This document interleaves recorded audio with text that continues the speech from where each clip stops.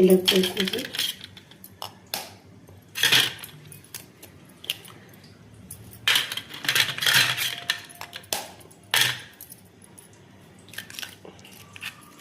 ఇప్పుడు అందులో కారం పొడి వేసి బాగా మిక్స్ అయ్యేదాకా కలపాలి.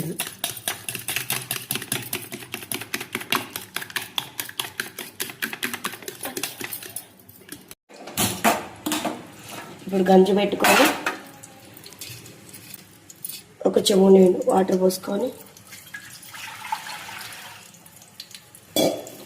ఇప్పుడు ఇది పెట్టుకోవాలి.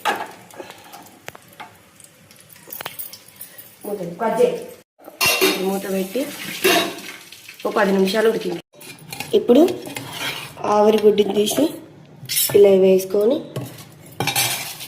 ఇప్పుడు కట్ చేసుకోవాలి.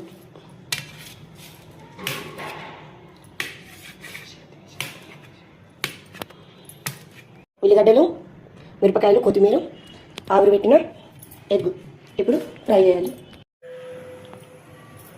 సరిపోయినంత నూనె వేసుకోవాలి గంజి వేడెక్కినాక.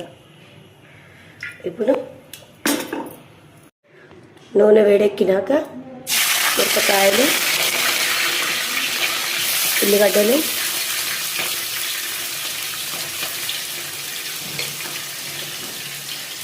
వేసి కొంచెంసేపు మగ్గనివ్వాలి. ఇప్పుడు మగ్గిన చేసి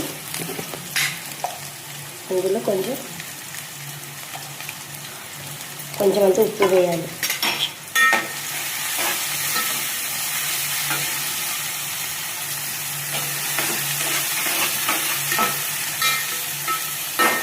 ఇంకొక 2 నిమిషాలు మగ్గనివ్వాలి.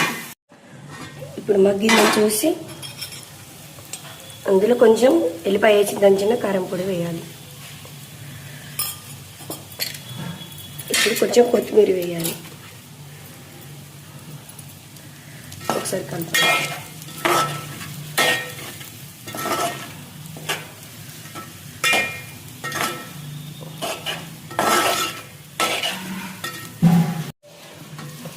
ఇప్పుడు కర్రీ అయిపోయిందో చూడండి.